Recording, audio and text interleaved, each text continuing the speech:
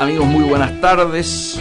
Hoy es 23 de febrero del 2016 y como todos los martes, en esta octava temporada al aire, siempre aquí por AM 1010, los vamos a acompañar hasta las 4 de la tarde con esto que es Comercio Exterior Siglo XXI. Quienes nos siguen en las redes sociales saben que hoy venimos adelantándolo y vamos a intentar hacer una suerte, diríamos, de cuadro de situación, ¿no es cierto?, internacional, del entorno internacional que está teniendo, diríamos, la Argentina, esta Argentina que lleva más de 2 meses de gobierno de Mauricio Macri. Y para eso, ustedes saben, nuestro especialista, que siempre molestamos para estos menesteres, el amigo Patricio Castro, ya se encuentra en estudios, tal cual lo habíamos anunciado, director del Centro de Estudios para el Comercio Exterior del Siglo XXI y un hombre de una larga trayectoria en el Fondo Monetario Internacional, yo diría muy particularmente dirigido en su tarea a monitorear lo que ocurre particularmente en esta región. Obviamente ha andado en todas las partes del mundo, pero yo diría que ha tenido una especial dedicación a lo que pasa en la región. Por eso es que no me parece que pudiéramos encontrar en la Argentina a alguien que con una mirada tan, diríamos, omnicomprensiva por un lado, pero por otro lado, de visita tan permanente a los países de la región y del mundo, nos pueda dar una visión. Estamos teniendo, ¿no es cierto? Muchos hablan de la oportunidad de Argentina. Muchos hablan de esta particular situación que, pese a que los commodities y los precios de los commodities, muchas de nuestras exportaciones han visto depreciados sus valores a nivel mundial, pero la situación de crisis que se vive en Venezuela por un lado, pero particularmente el agravamiento de la crisis brasilera, en este marco le dan una oportunidad al país para poder tener un protagonismo obviamente distinto al que teníamos cuando nos encontrábamos con que nuestros mejores amigos eran China, Rusia, Venezuela e Irán. Digo, hoy hemos tenido, además de las definiciones prontas que dio el presidente recién electo, inclusive antes de asumir, donde se plantó en términos de Mercosur, fortalecer el Mercosur, pero también mirar a Pacífico, donde su primera visita es, obviamente, como todo presidente argentino que jerarquiza, ¿no es cierto?, la región, es a Brasil, pero también simultáneamente va a Chile, donde tiene una exitosa reunión con tanto el presidente de Paraguay como con el presidente Tabaré, con lo cual, diríamos, la situación de cubrir los países vecinos, salvo Bolivia, ha quedado saldada. La relación de la visita de Renzi, ¿no es cierto?, el número 1 del gobierno italiano, mañana lo tenemos aquí, a Hollande, y ni hablemos de lo que ha significado la, diríamos, definición de la visita el próximo 24 de marzo del presidente Obama. Son algunos signos que podrían ratificar esta aseveración que hacen muchos de que objetivamente se plantea una oportunidad y objetivamente se ha abierto un nuevo tiempo internacional. ¿Cómo esto puede ser aprovechado por un gobierno que además está teniendo avances serios en la posibilidad de cerrar aquel tema pendiente de la deuda, donde al día siguiente de que se conociera que el presidente Obama, luego de ir a Cuba, viene a Argentina, Griesa tuviera este fallo histórico? Algunos decimos que no hay casualidades sino causalidades. Bueno, pintan un panorama que amerita lógicamente ser analizado, y amerita ser analizado por alguien con autoridad. Patricio, muy buenas tardes. Bueno, gracias, buenas tardes. Después de esta introducción, ¿qué puedo hacer? ¿Estuve mal? No, digo. Hicimos un inventario. Además del inventario de las cosas, creo que has exagerado en tus... Has derramado endechas sobre mi... tu rol. Mi rol, pero bueno, en fin. Yo quisiera ser como en el colegio. tema libre, ¿te acordás cuando nos tiraban comerciales? Sí, sí. Entonces, hacete un panorama generalizado. Sí, y luego, porque bueno, como sabés, hace menos de 2 semanas que volví de Washington, de hecho. Y bueno, también sabés que este domingo me estoy yendo ahora a Sí, Centroamérica. Ujú.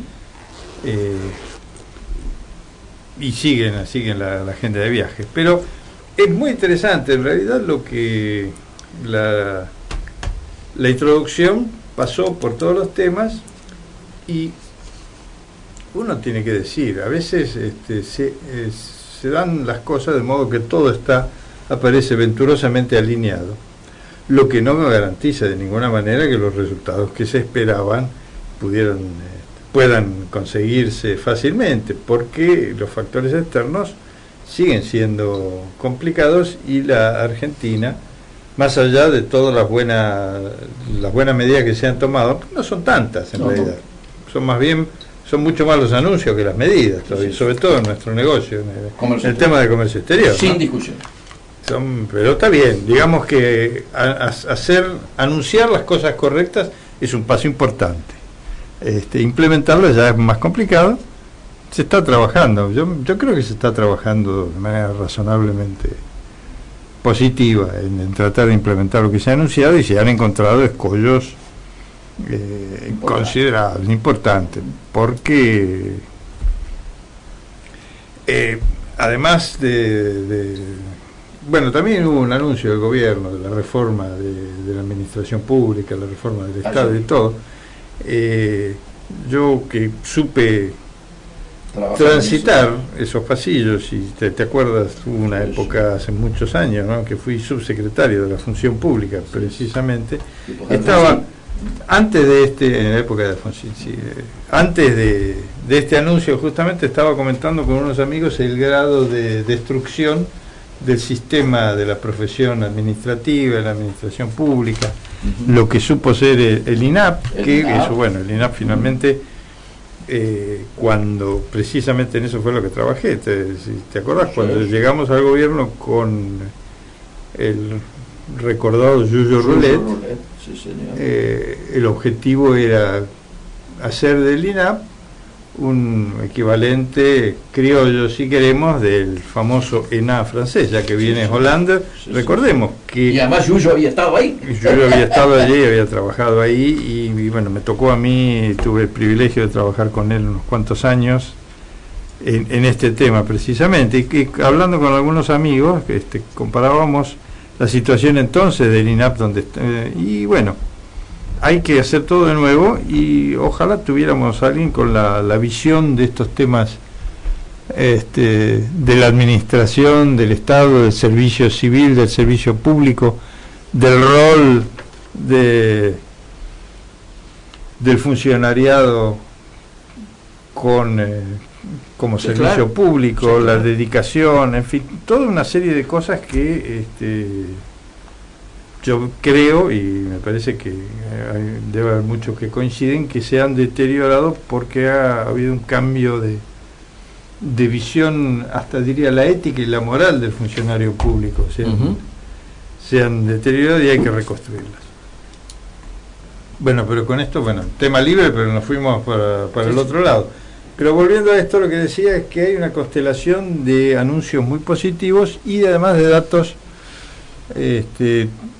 también positivos, datos externos que a la región le van mal. La región está mal. Está mal, sí, claro. Está mal, empezando por Brasil, donde además parece que no hay límite para las cosas que se van descubriendo en las investigaciones de corrupción, ¿no es cierto? Ayer estaba en Sao Paulo, Brasil en caída libre. En caída libre. Y los indicadores son tremendos. Los indicadores son tremendos, y yo vi, justamente, estuve con algunos colegas ahí en el fondo, en Washington, que estaban ya preparando el World Economic Outlook de abril, que es ya en la reunión de la Asamblea de Primavera.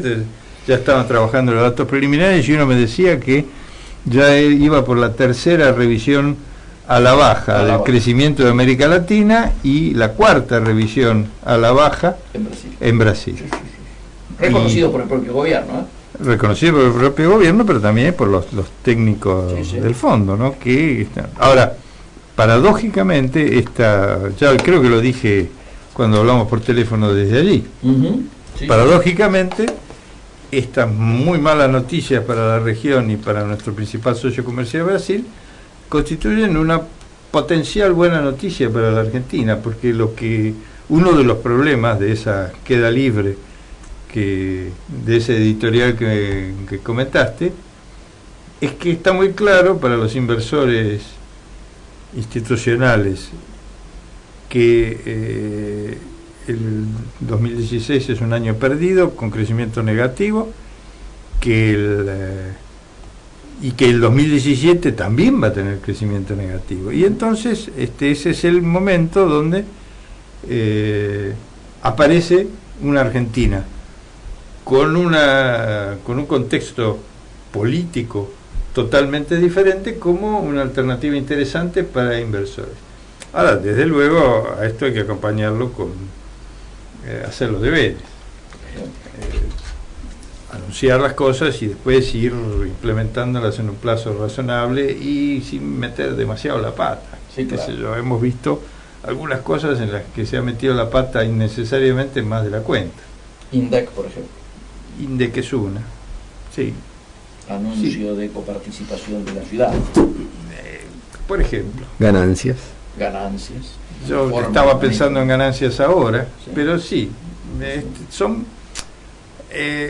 si hay una virtud que yo considero enorme de lo que está haciendo el gobierno, es la capacidad para rectificarse, reconocer, sí, nos equivocamos, sí. Que era el estilo de manejo de Macri en la ciudad. Sí, también. Ya estamos acostumbrados. Sí, es cierto, pero estamos hablando de temas con un impacto. Otra envergadura. Impacto. De cualquier manera es un recurso del cual no se puede abusar, ¿no es cierto? Correctísimo. Eso en tenis hay una figura para eso que es errores no forzados. Sí.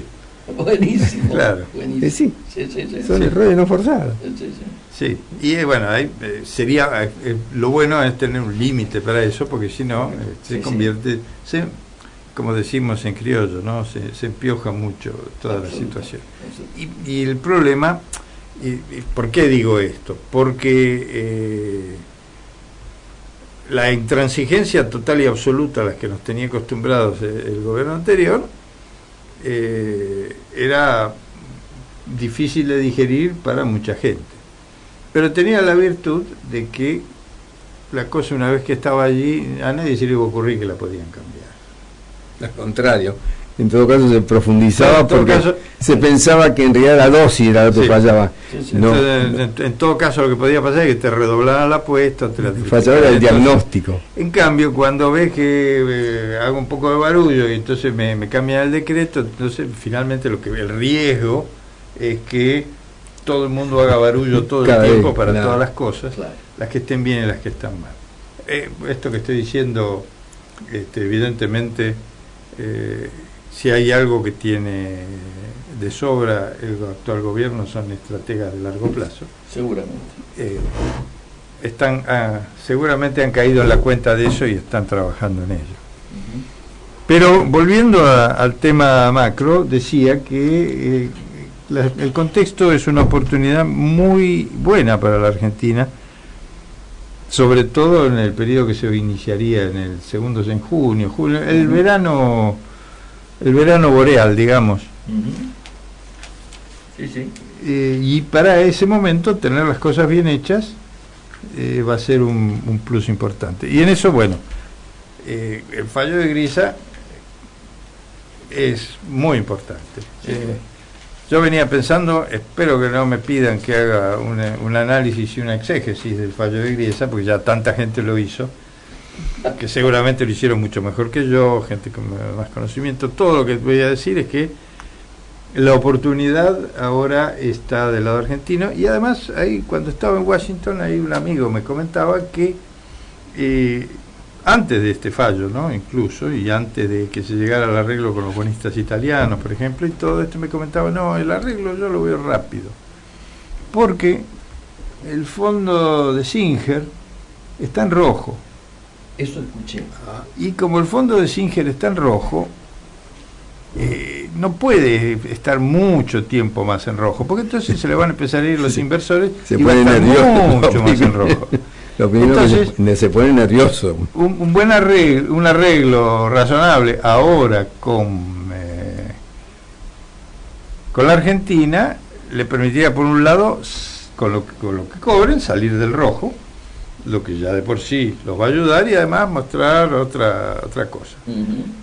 Así que, como te digo, este amigo mío que está bastante cerca de las negociaciones, me lo decía: no, yo no veo problema con eso.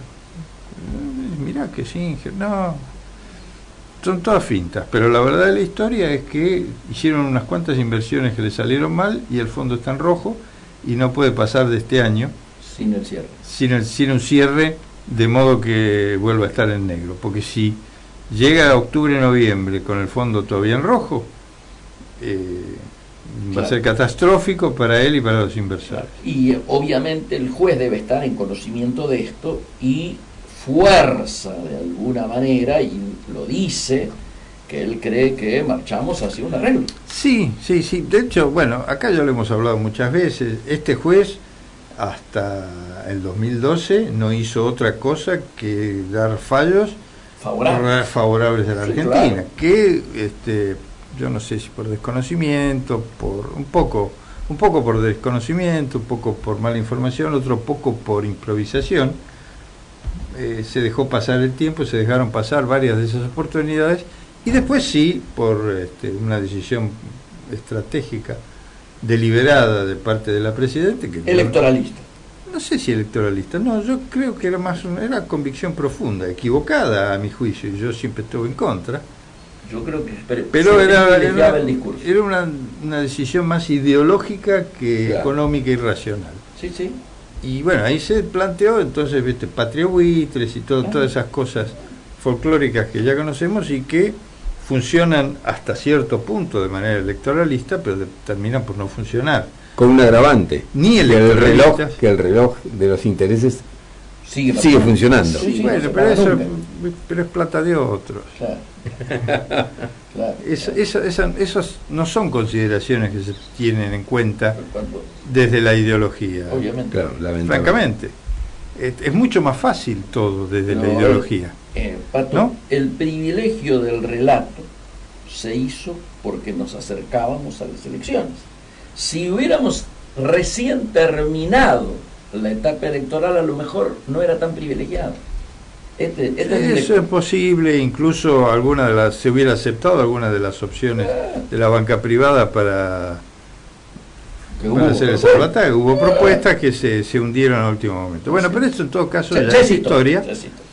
Y yo personalmente lo que creo es que el juez Grisa ahora lo que quiere es terminar este asunto y jubilarse. Absolutamente, ya lo ha dicho, ¿no? Sí.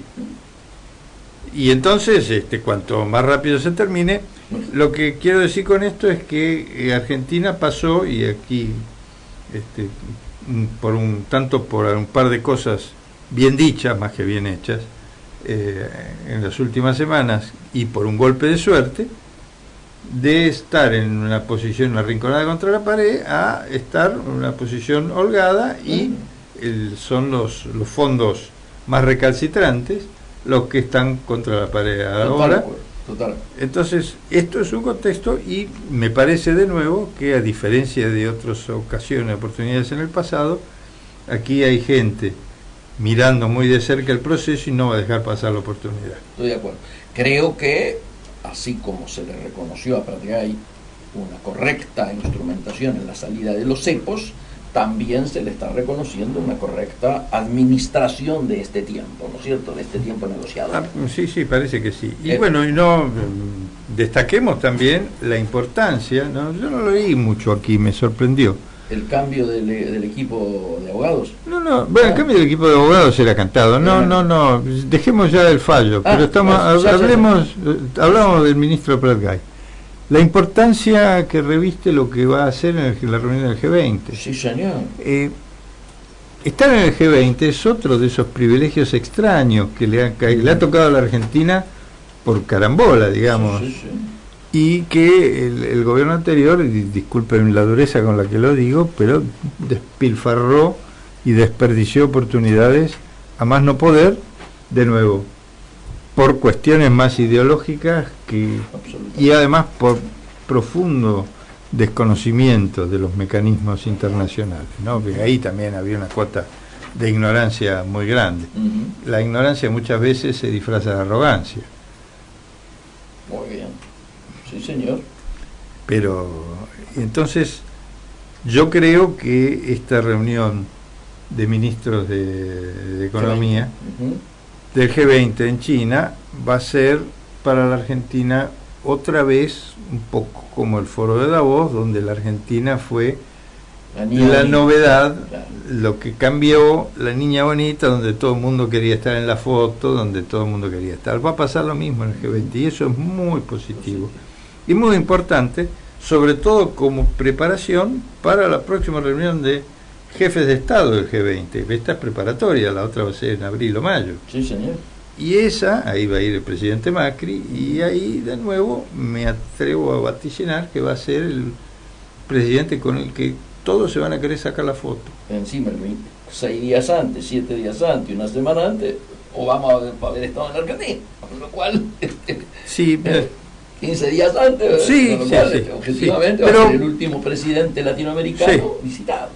Pero bueno, de todas formas, a los fines estrictos del G20, Obama es un lame duck, es un pato rengo, ¿no? Correcto. Ya habíamos hablado en otro programa de lo que significa, y en eso los ciclos de la política norteamericana son absolutamente inapelables. Claro. Obama es el pato rengo, entonces, pero está haciendo, es el último año de la gestión, una despedida, está disfrutando de hacer todo lo que lo pone en la historia. Claro, exactamente. Lo de Cuba, si va a gobierna, está haciendo para el bronce, ¿no? Y lo de Guantánamo, que si sale también. Sí, llega a salir. Claro.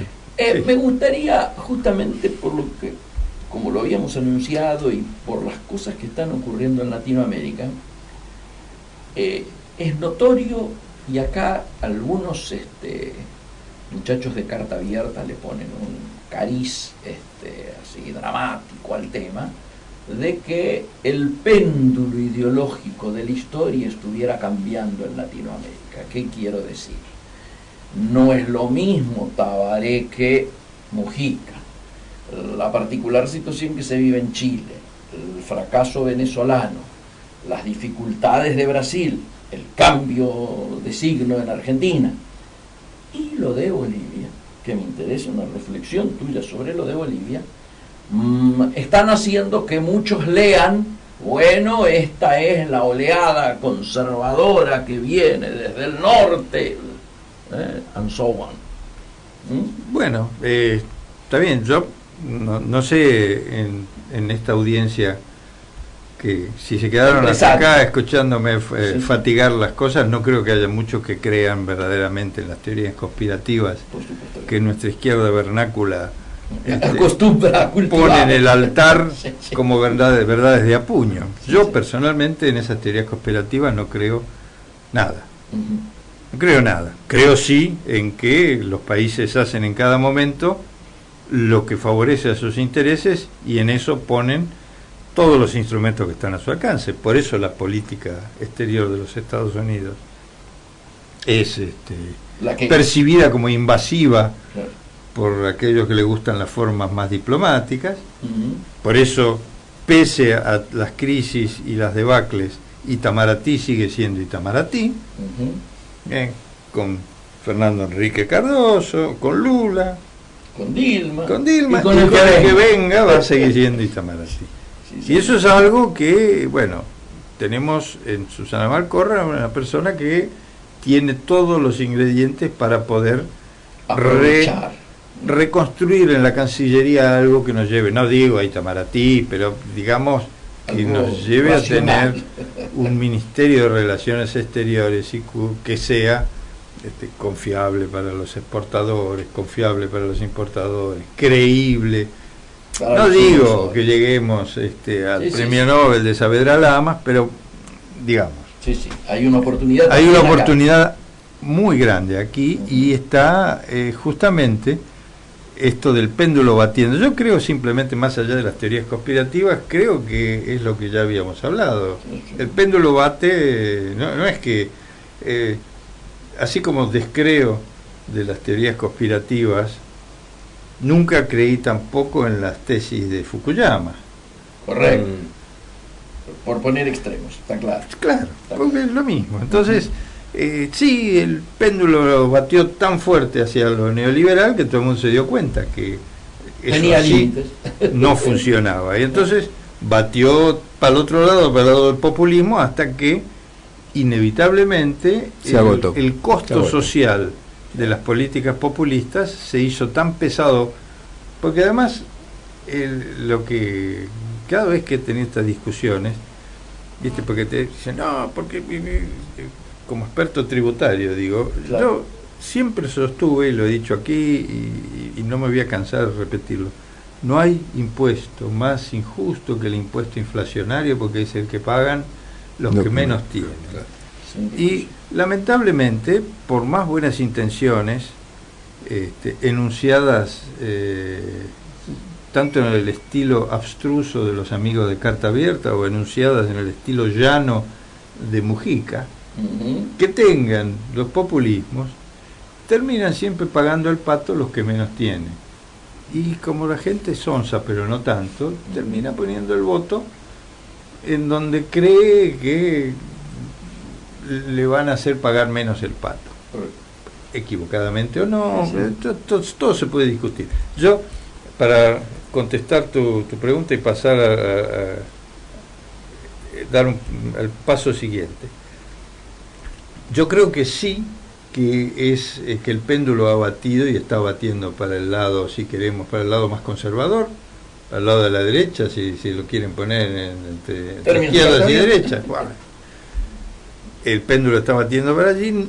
No creo, aunque espero que sí, que yo tenga razón, no creo que llegue al extremo de los picos del neoliberalismo de los 90, porque ya hay mucha gente vacunada contra eso que se ha dado cuenta, incluso en los países centrales. Incluso en los países centrales, donde es un mal negocio finalmente terminar siendo los ogros todo el tiempo. Sí, claro. Ahora, dicho esto, de nuevo, una actitud más abierta, más centrada, digamos, como la que está aspirando a tener la Argentina en el concierto regional, es muy necesaria. Vos lo dijiste, es claro que Tabaré no es Mujica. Claro. Y bueno, Brasil, ya hablamos de lo mal que está. Me interesa Bolivia, que me hagas un análisis de lo que está pasando y por qué ha pasado esto. Digo, te lo tengo que decir con toda sinceridad, todos mis amigos decían que ganaba el sí, por lo tanto que Evo iba a tener un aval. Bueno, y se sabe ya, ¿hay algún anuncio oficial? 99% que ganó el no, la no reelección. Eso es lo que estábamos hablando esta mañana con mi hijo justamente, que me decía, bueno, mirá, con el muy alto porcentaje, qué sé yo, el 80, el 76% escrutado definitivo, hay un 56% por el no.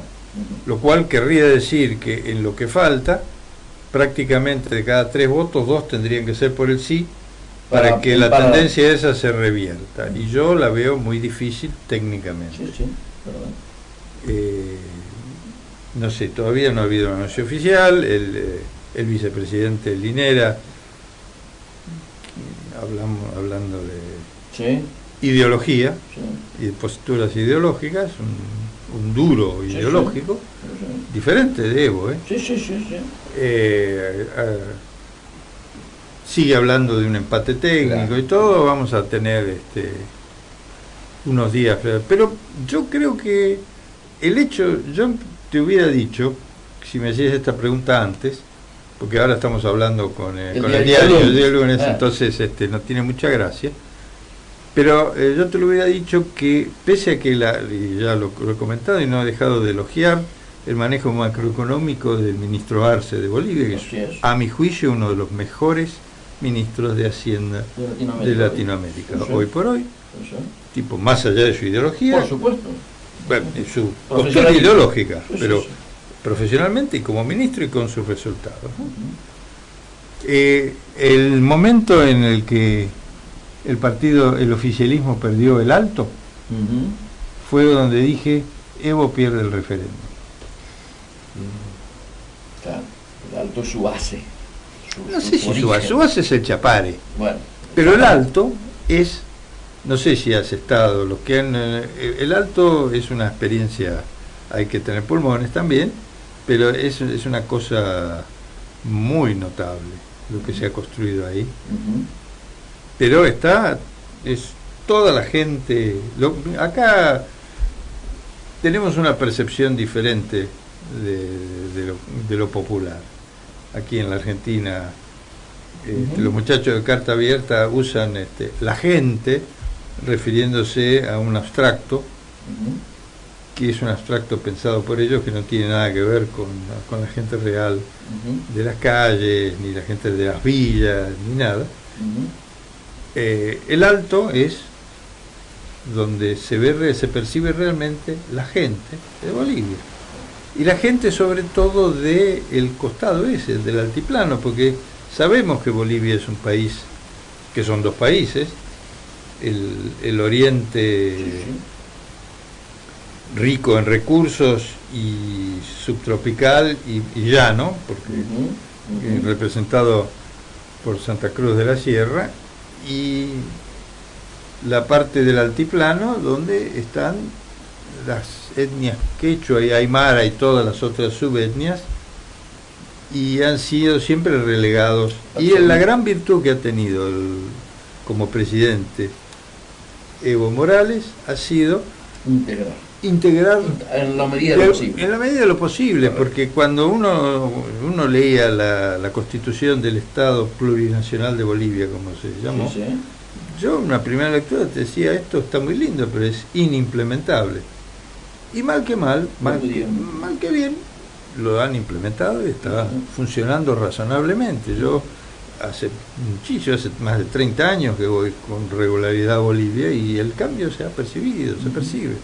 Y además se percibe también, es una palabra que no me gusta, porque es un anglicismo, el empoderamiento, empowerment de la gente.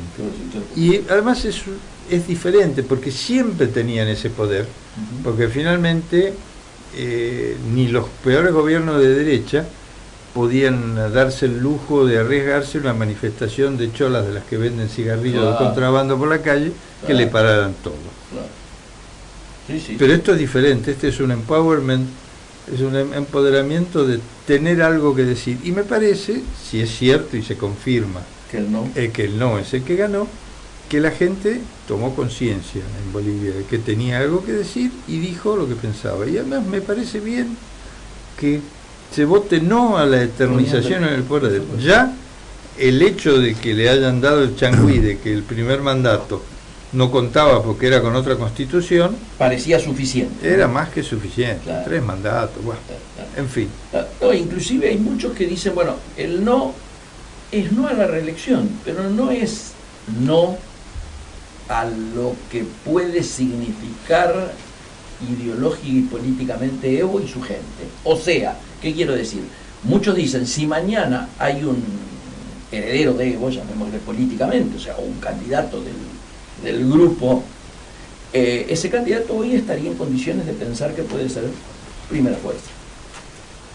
Pero yo no lo sé, digo yo, si en el Uruguay Tabaré ganó al frente, y después ganó Mujica, y después volvió a ganar Tabaré, ¿cuál es el problema? Ninguno, seguro. ¿Cuál es? Yo nunca lo entendí. Seguro. Ni desde que, no aparecía como imprescindible, ni desde la reforma de la Constitución del 49 porque, perdón, es muy posible, Patricio, de que si en Uruguay largaran un plebiscito para ver si pueden seguir individualmente Tabaré o Mujica, también lo pierden. Pero no me cabe la menor duda. Claro, aunque luego siguiera el Frente Amplio ganando, ¿no? Esta figura es la que me parece importante de decir en relación a Bolivia, porque hay muchos que dicen, no, la pérdida de Evo significa que es un fracaso. Y no, a lo mejor es fracaso en esto, en la voluntad yo estoy de la perpetuidad. Claro. Sí, señor. Poner límites. Y la gente, justamente porque ahora está empoderada, puede decir esto sí, esto no. Sí. Y acá ha dicho esto no. Y yo no estoy de acuerdo con que la pérdida de Evo sea un fracaso, que yo diría más bien que es un éxito de Evo. Bueno, puede terminar siendo un éxito, porque Claro. sí, digamos, a priori uno diría perdió Evo, porque buscó la reelección. ¿Y Que quién, se quién dice transforme. ¿Y quién dice pasado un periodo no pueda volver? Pero desde ya, bueno, el ejemplo uruguayo, aunque me parece que en Uruguay hay una tendencia más a la ancianidad de la política que en Bolivia, me parece, pero bueno. Pero igual Evo todavía es joven, Sí, es claro. joven para tener problema de polleras, imagínate. Sí, claro. Dejamos Bolivia, me ha quedado claro lo de Bolivia. En todo caso no tengo, tal vez esto que analizamos recién más sociológicamente es lo de las causas, pero uno decía a priori, si el bolsillo andaba bien, los resultados deberían haber sido los que, y todos teníamos la lectura de que el bolsillo andaba bien. No, ha andado como nunca. Andaba como nunca, entonces todos esperaban, por eso mis amigos habían hecho este análisis casi materialista, es decir, si el bolsillo está bien, Evo gana. Otra ¿Cuántos lectura años van a tener que pasar de buena letra y gestión impecable de Prat Gay para que Argentina consiga financiamiento a los 4 puntos que consigue Bolivia para emitir bonos soberanos? No quiero ni pensar. Yo te digo, Es una muestra, eso es una muestra si cuantificada. dentro de de los 4 años de mandato de Macri se llega a eso, va a ser un exitazo. Sin discusión, sin discusión. Seguimos sobrevolando la región.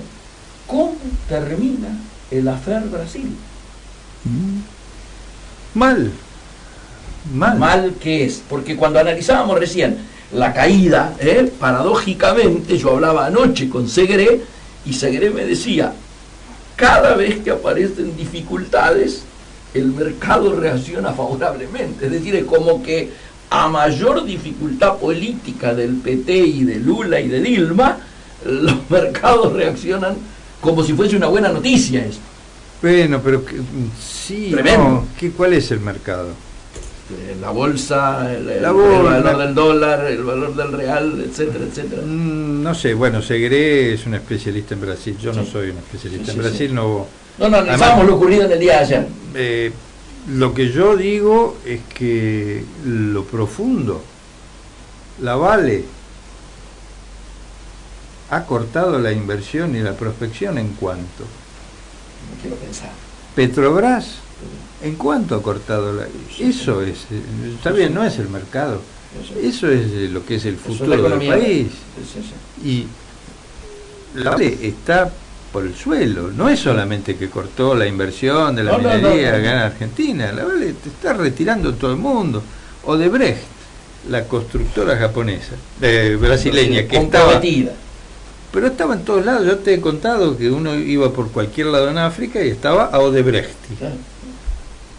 Tiene preso al presidente y se está retirando de todos los contratos de todos los países. Perdón, hoy hay una noticia, tal vez la General Motors pase sus plantas industriales a la Argentina. Eso lo veo muy difícil. Yo también lo veo casi. Eso lo veo muy difícil, porque y después me gustaría que habláramos, que me contaras qué significa el intercambio, abrir el intercambio automotriz. El flex, la modificación del flex. Pero lo que sí es muy posible es que el mix de productos cambie, eso claro, desde luego. Sí, claro. Porque, digo, la General Motors, que tiene sus propios problemas globales, salió de la quiebra hace 2 años y medio la General Motors, no, no es la Ford, que nunca quebró. Claro.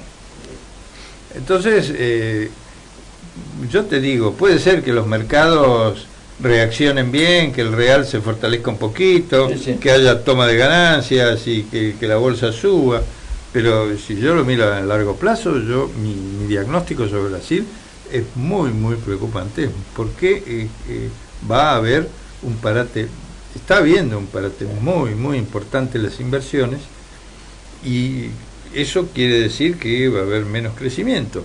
Desde luego estamos con crecimiento negativo. Este año va a haber crecimiento negativo en el 2017, y después, para retomar un crecimiento positivo y sustentable, hace falta mucho dinero en inversiones. Y yo lo que veo es que todos los grandes actores de peso pesado, que tienen capacidad de movilizar inversiones que nunca en la historia de la Argentina ha habido, porque Sí, eso claro. también hay que contemplarlo. Si hay un problema estructural en la Argentina hoy por hoy que no ha sido resuelto y que hay que atacar y no sé cómo, es que la inversión bruta fija en la Argentina es, Ínfimo. sí, marginal, es, Muy ínfima, penosa, y no hay ninguna capacidad realmente para generar pleno empleo, como le gusta decir al presidente Macri, correctamente desde lo político, si no es multiplicando la inversión por no sé cuánto, pero tiene que ser muy alta. Bueno, por eso vos me preguntás, ya te di mi respuesta. Mi diagnóstico a futuro de Brasil es muy preocupante porque veo muy negativo todo lo que ha estado pasando hasta ahora. Y además, cada anuncio de estos puede ser que provoque la euforia de las clases altas de San Pablo, que son finalmente las que manejan la bolsa de San Pablo, y son esos que viven en esa burbuja, que van se mueven en helicóptero de aquí para allí, y que nunca han mirado ni han olfateado el Tieté, ni han olido el Tieté, que huele peor que el riachuelo. Para los que no lo conocen. Sí, es verdad. Como nos quedan 10 minutos y vos la última vez que viniste fue antes de la firma del TPP, me interesa un poco que le cuentes al oyente la envergadura de esta movida en términos internacionales, pero particularmente el impacto, ¿no es cierto?, para nosotros, para los que estamos afuera de eso, etcétera, y tal vez, como corolario, ¿qué deberíamos hacer nosotros ante esta nueva situación? Sí. No voy a escatimar elogios acerca de la importancia del TPP. Sin embargo, tengo que decir que las expectativas que había cuando se concibió, comparadas con la realidad que hay hoy, son otras. Sí, claro. La China que estaba por detrás de todo eso no es la China de hoy. No, esto ha sido hecho contra China. Este tema lo arma Estados Unidos para relativizar la influencia de China en la región. Pero ¿por qué lo puede hacer? Porque China de hoy no tiene que ver. China de hoy. En otro momento a ver si le iban a mojar la oreja. Sentada sobre 3 trillones y monedas de deuda de los Estados Unidos y todo, y claro, manejando como suele jactarse la burocracia del Partido Comunista Chino, de que manejan todos los factores para tener un soft landing. Muy instructivo, entre paréntesis, el despido del regulador de la bolsa china. Sí, señor. Increíble, ¿no? En otro momento increíble. En otro momento increíble, pero bueno, increíble en otros lugares también, ¿no? Sí, a ver sí, si en la Argentina que supimos conocer, alguien iba a renunciar. Ni ahí, o como diría Olmedo, de acá. Fuiste por una metida de pata, no, yo redoblo la apuesta, total, que la plata no es mía, es de otros. En ese sentido, volvemos al TPP. Muy positivo. Ahora, ¿cómo nos subimos a eso en la Argentina? Que estamos mirando por otro lado. Y ahí yo no tengo una respuesta muy clara. Porque también es cierto que uno, cuando tiene recursos limitados, tiene que elegir los frentes que abre. Y yo no estoy muy seguro de que este sea un frente en el que podamos hacer la pata ancha, para que se pueda jugar realmente con la autoridad.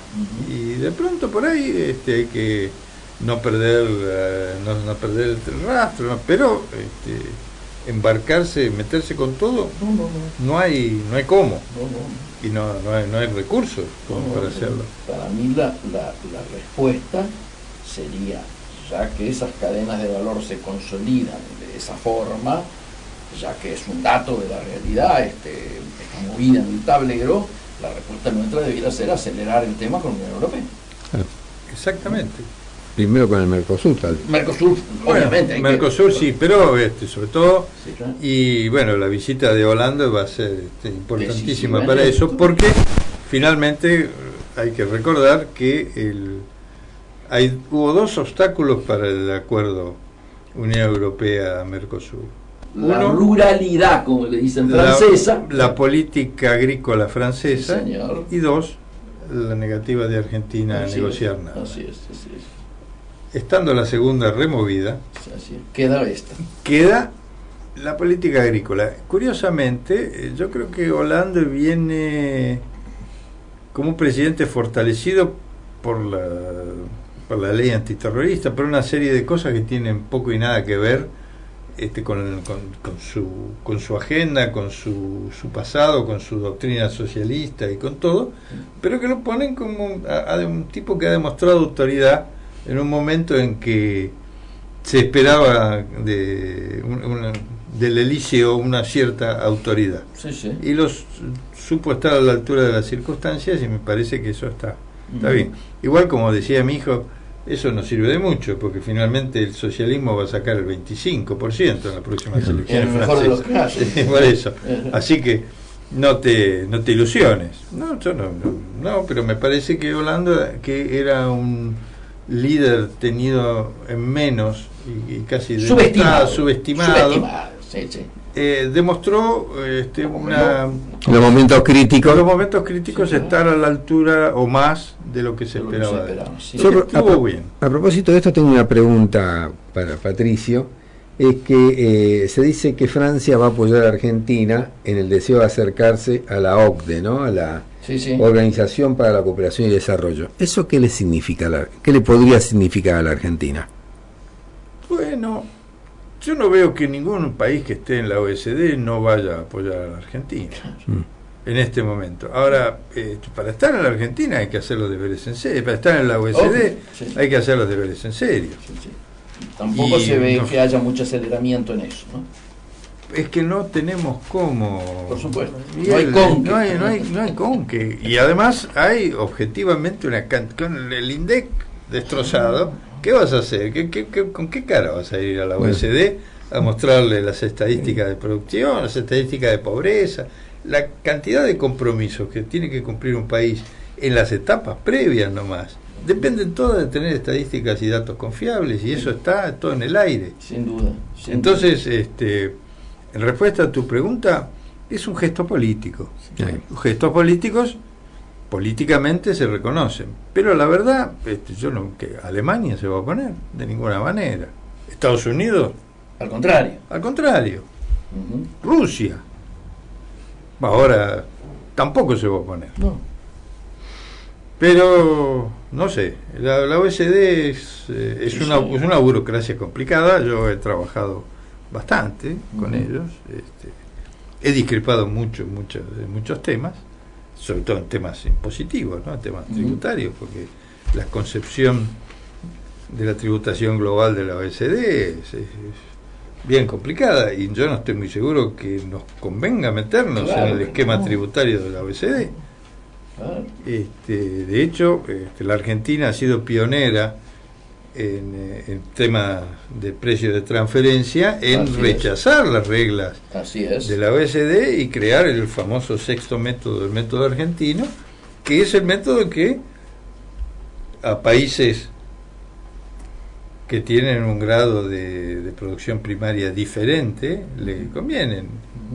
Y países de la OECD como Canadá y Australia y qué sé yo también han aplaudido cuando les tocó centrarse en eso, o aceptar también ese método. Con los 2 minutos, se nos fue el tiempo. Con estos 2 minutos que nos quedan, hay un tema que está al tope de las preocupaciones hoy internamente, que es el tema inflacionario. Por primera vez aparece encabezando las encuestas de preocupación, por arriba de la seguridad, por primera vez. ¿Qué encararías vos? Te hago la pregunta porque el debate está adentro hoy del propio gobierno, del oficialismo actual. ¿Shock o gradualismo? Yo creo que no hay lugar para shock en la Argentina de hoy.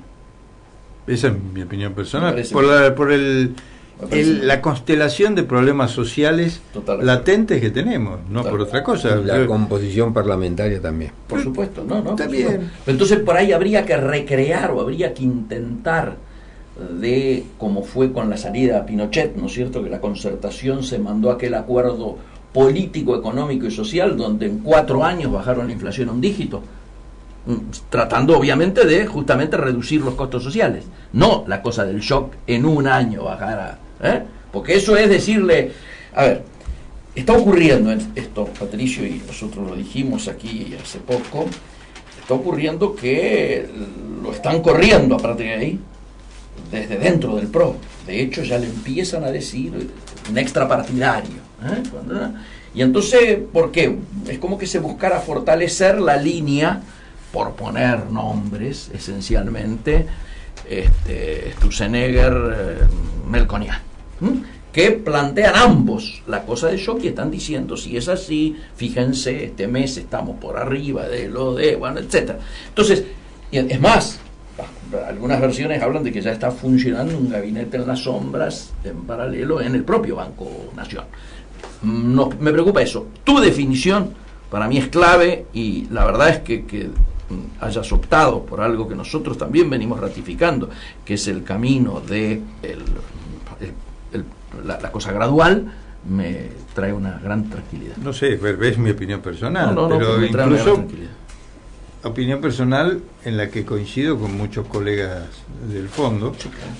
Bueno, no supuestamente sospechados por parte del bien pensar criollo, progresista o proto-progresista, como halcones del neoliberalismo. La verdad que no nada más alejado. Bueno, siempre hay locos así, claro, pero bueno, claro. En todos lados. Sí, señor. Así que yo creo que no hay margen para otra cosa. Total acuerdo. Bueno, con esta definición, a mi juicio central, le agradecemos a Patricio su presencia. Estamos terminando unos segundos tarde nuestra primera hora y obviamente lo comprometemos a monitorear, a que nos ayude a monitorear la próxima vez cómo ha ido evolucionando esto. ¿Sí? Claro. Bueno, yo lo digo siempre, si la audiencia nos llama para quejarse. Vamos al intervalo. Gracias. Y volvemos en la segunda hora. Gracias. Buenas tardes. Desde la Ciudad Autónoma de Buenos Aires transmite AM 1010 Onda Latina. Sonido e imagen hacia los 4 puntos cardinales del planeta Tierra.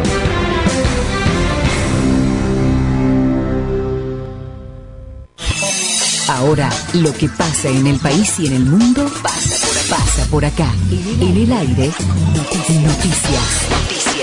11. Familiares reclamaron prisión efectiva para condenas.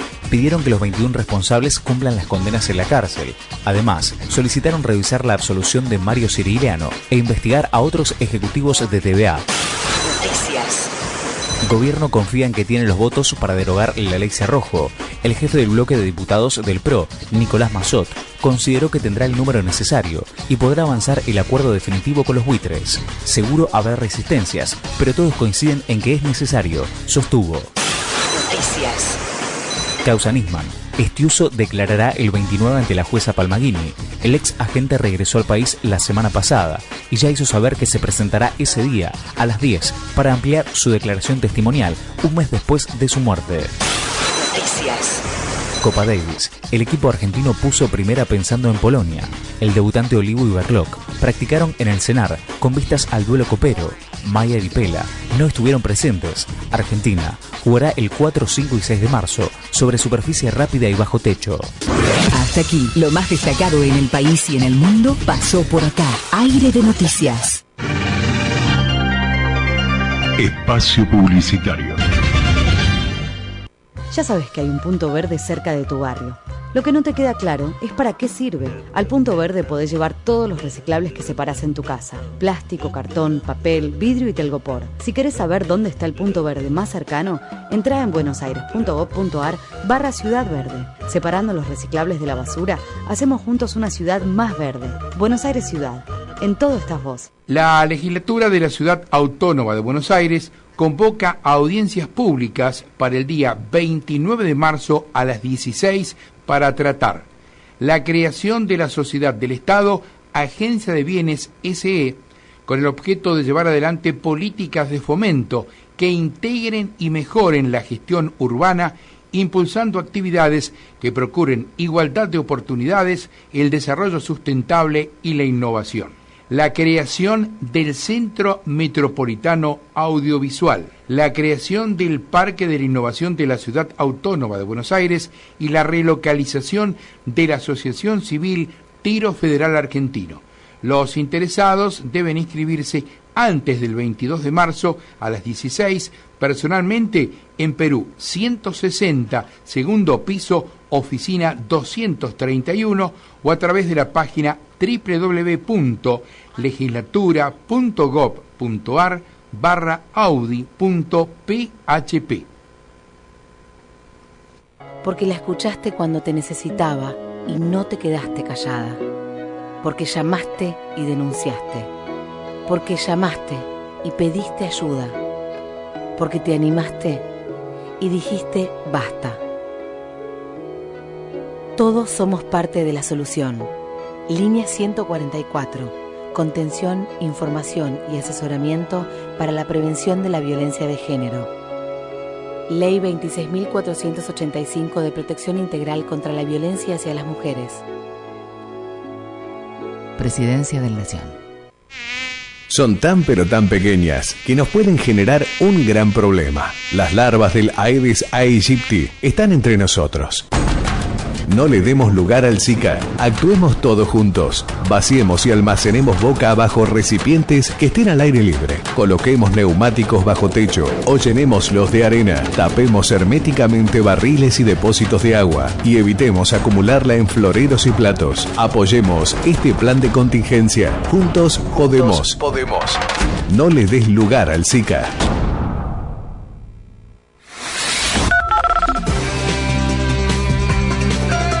Los teléfonos de AM 1010 Onda Latina son 4372-2841, 4372-3061.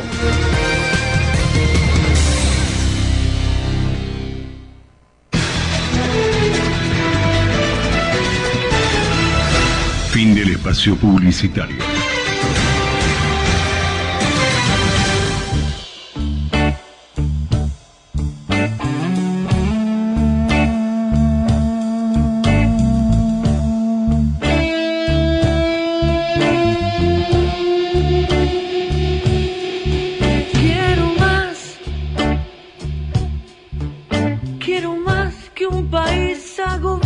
Que no puede salir a vivir, que se agarra la cabeza y se asusta y solo piensa en huir, sobrevivir. Quiero más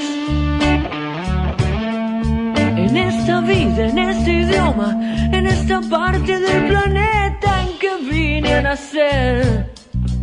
No soy mejor ni soy peor que los demás, solo lucho por dejar de correr hacia atrás. Amigos, empezamos nuestra segunda hora de Comercio Exterior Siglo XXI, 23 de febrero del 2016, y obviamente estamos todavía con la influencia de lo que fue la visita, ¿no es cierto?, hasta recién, de nuestro director del Centro de Estudios para el Comercio Exterior del Siglo XXI, Patricio Castro, siempre tan ecuánime, tan valioso, tan bien informado, de tanta utilidad para todos los que nos escuchan. En esta primera media hora vamos a hacer algo que solemos hacer en la primera media hora de la primera hora habitualmente, que es una suerte de, diríamos, a guisa de editorial, diríamos, ¿no? Y yo tengo que reconocer que todo el día de ayer y hoy en parte, particularmente escuchando a algunos de los familiares, se me vino muy presente, ¿no es cierto? Y a lo mejor no es una casualidad que lo haya jerarquizado más que otras veces. En el día de ayer se cumplió el 4º aniversario, ¿no es cierto?, de la tragedia de Once. Y allí aprendimos, ¿no es cierto?, que la corrupción mata. Fue un poco el símbolo, ¿no es cierto?, de síntesis de algo que, bueno, nos removió, yo diría, muy íntimamente a todos, y ver paradójicamente la dignidad con la que los familiares encararon, ¿no es cierto?, el recuerdo ayer, teniendo ya un fallo a favor, ¿no es cierto?, pero planteando esta cosa de, bueno, continuamos, no solo recordando, sino que seguimos buscando justicia, además, obviamente, de la justicia legal.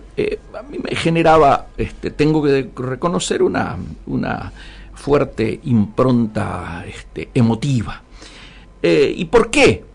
Decía yo, ¿por qué el 4º más que el 3º? ¿Por qué ahora que hay justicia y que el 29 de diciembre justamente salió ese fallo memorable, ¿no es cierto?, del tribunal ratificando la certeza y la razón que tenían los familiares para el reclamo, ¿no es cierto?, donde quedaron culpabilizados claramente los responsables de esta situación?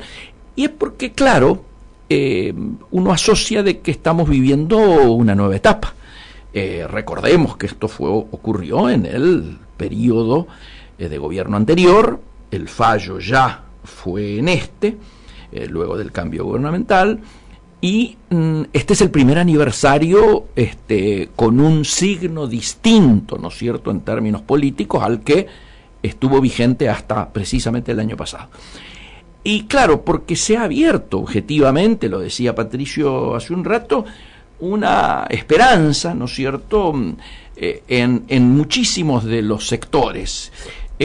Pero también tenemos que decir que en lo que tiene que ver con el comercio exterior, todos los que me siguen y escuchan mis declaraciones en distintos medios, saben que vengo usando una suerte de palabra que trata de pintar no contrariedad, no bajada de brazos, pero sí, y no una aseveración cerrada, sino un sentimiento, yo diría, dinámico. Y es que yo vengo hablando de que en el ambiente del comercio exterior hay una cierta desazón. Y cuando digo cierta desazón, quiero decir que si hubiese algunas, diríamos, rectificaciones profundas, podría esta desazón desaparecer para volver a retomar ese camino esperanzado que se tenía y que, lógicamente, se manifestó, yo diría, con mucha fuerza cuando fueron levantados los cepos productivos, los cepos cambiarios. Y obviamente esta desazón tiene dos grandes planos. Un primer plano, el de la cotidianeidad, es decir, el de la propia operatoria que tienen los responsables, ¿no es cierto?, de manejar la temática del comercio exterior, donde el reemplazo de aquel tiempo de las declaraciones juradas anticipadas de importación y su reemplazo por el SIMI, ¿no es cierto?, el Servicio Integral de Monitoreo de las Importaciones, generaba una expectativa de que se iban a achicar las arbitrariedades, de que todo iba a ser mucho más fluido, en la misma línea en que ahora es más fluido el acceso a las divisas, ¿no es cierto?, que ya no son frenadas desde el Banco Central, como durante tanto tiempo tuvimos con nuestras históricas peleas con Banoli, etcétera, etcétera, etcétera. Pero claro, la realidad cotidiana les está mostrando a los operadores, particularmente a los operadores, diríamos, vinculados a la producción, que el SIMI hasta hoy, insisto en la manera dinámica en que hay que mirarlo, ha traído más dudas que certezas. Y a que, si bien uno podría ser eje en determinadas cuestiones que lógicamente se van resolviendo, bueno, que en un mismo despacho la mezcla de licencias no automáticas con automáticas genera conflictos y retrasa todo, que todavía hay una cantidad de definiciones que tienen que ser tomadas de cómo se van a articular los organismos que van a participar, el INTI, el IRAM, el INAL, las áreas de seguridad, etcétera. Que todo esto está faltando y hay retrasos, etcétera. Lo que más conflicto ha generado, obviamente, es un listado, yo diría grosero en términos de su dimensión, que ha traído como consecuencia que se haya obtenido el resultado inverso al que la filosofía de la herramienta tiene. Si se elabora posiciones arancelarias en un listado que deben cumplir licencias no automáticas, es obvio de lo que se está buscando. La esencia de las licencias no automáticas es proteger a la industria nacional de determinadas competencias no muy, diríamos, equilibradas y transparentes, por los motivos que sean. Lo que está ocurriendo, en cambio, es que como hay 800 posiciones arancelarias aproximadamente de cosas, insumos, partes y piezas, inclusive materias primas, etcétera, que no son fabricadas ni producidas en el país y en cambio son utilizadas por la producción nacional, se está obteniendo el resultado inverso al que se buscaba. Entonces, en lugar de favorecer y ayudar a la industria nacional, se está perjudicando por la existencia propia de este listado. Y hasta la semana pasada, nosotros veníamos relatando cómo iba evolucionando esto. ¿Y cómo iba evolucionando? Y bueno, se juntaban en determinada Cámara de Comercio Exterior del interior del país empresarios socios, armaban el listado, veían y estudiaban que cada posición arancelaria de las que estaban planteándose allí para análisis no era producida y ellos necesitaban ese insumo. Yo siempre utilizo como ejemplo lo que ocurre en la máquina agrícola. Una empresa en Las Varillas, Santa Fe, o en la propia Coronda, que está produciendo alguna máquina agrícola para ser exportada, cuando necesita un insumo o un repuesto, 80% de eso cae bajo licencias no automáticas, de productos, de insumos, de partes y piezas, de repuestos que no se producen en el país. Entonces esa máquina herramienta, o esa máquina agrícola, o esa trilladora, para ponerle nombre y apellido, en lugar de terminarse en tiempo y forma, se le agrega sobrecostos, se le agrega tiempo, se le agrega no poder cumplimentar exportaciones ya comprometidas, se influye negativamente en todo el proceso de la línea de producción. Entonces, hasta la semana pasada venía ocurriendo que las distintas cámaras, particularmente las nucleadas en la Federación, ¿no es cierto?, Nacional de Cámaras de Comercio Exterior, FECACERA, venían armando estos listados que por supuesto van a elevar o ya están habladas con la Secretaría para ser modificados. Hay una decisión obviamente de modificarlos, no podría ser de otra manera, ¿no es cierto? Pero ahora se ha dado un paso más y la verdad es que me parece que hay sensatez en el reclamo. La Cámara Argentina de Comercio está encabezando, yo diría, una patriada en la cual obviamente nosotros queremos sumarnos y adherimos, que es que debería salir una resolución inmediata de la Secretaría de Comercio diciendo simplemente que toda aquella posición arancelaria que corresponda a productos, a partes y piezas, a insumos que no son producidos en el país, automáticamente quedan excluidas de este listado, yo diría, vergonzoso. Entonces, me parece que tenemos que sumarnos a eso, vamos a comenzar a batir el parche en esa dirección. Obviamente haremos las solicitudes del caso que nos permitan, ¿no es cierto?, que este objetivo sea logrado para mejorar precisamente la cotidianeidad con que se debe manejar el comercio exterior hoy. El segundo elemento, ustedes lo saben, va a ser mucho más breve mi alusión al mismo, está vinculado lógicamente a la famosa agencia rimbombante que se había anunciado de promoción del comercio exterior y de las inversiones, o al revés, agencia de promoción de las inversiones y del comercio exterior, que ha terminado, como todos sabemos, en una devaluada agencia para facilitar inversiones a las empresas locales, para facilitar las tramitaciones de las inversiones que las empresas locales necesiten hacer. Esto ha quedado en el área de Francisco Cabrera, y el resto del planteo vinculado a inversiones externas, aquella lluvia de inversiones que se había prometido durante la campaña, queda en el área de Malcorra en Cancillería.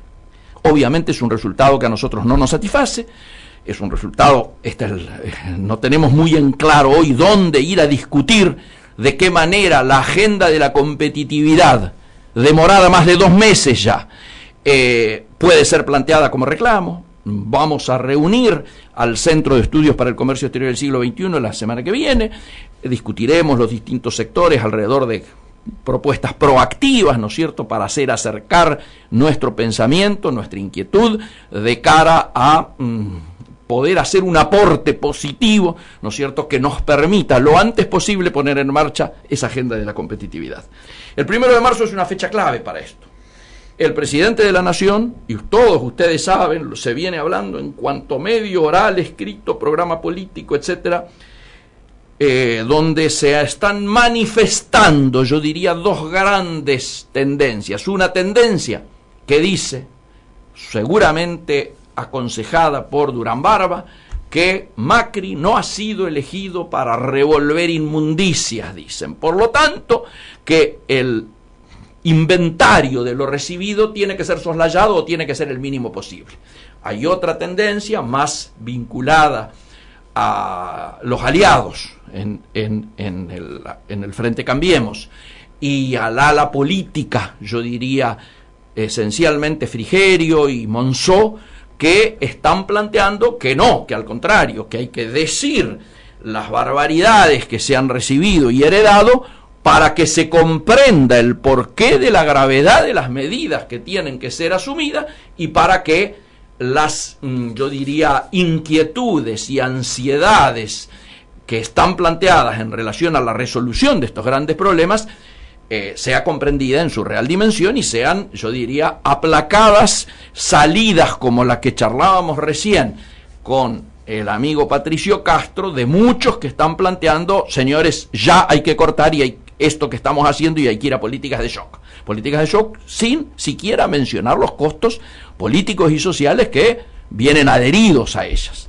Entonces, nos parece interesante estar muy atento a cómo se termina de inclinar la balanza. Es muy posible que Macri, que escuche las 2 posiciones, termine optando por un camino de equilibrio, es decir, ni dedicar todo el discurso al inventario, pero tampoco soslayarlo y decir de esto no se habla. Yo creo que es muy posible que algunas cosas sean dichas y que otras sean dichos los títulos, sin profundizar mucho. Pero lo que es necesario es que ustedes, que nos escuchan, sepan que esto está en debate y sepan que tiene que ver un poco con cómo es la distribución de equilibrios dentro de el gobierno hoy, qué peso tienen los que no vienen del riñón del PRO, como Alfonso Pratgay o como la canciller Malcorra, y qué peso tienen los que tienen un nivel de compromiso de más tiempo con el propio Mauricio Macri, como sería un Melconian, sería un Pancho Cabrera, sería lógicamente Peña, ¿no es cierto?, en su rol de jefe de gabinete.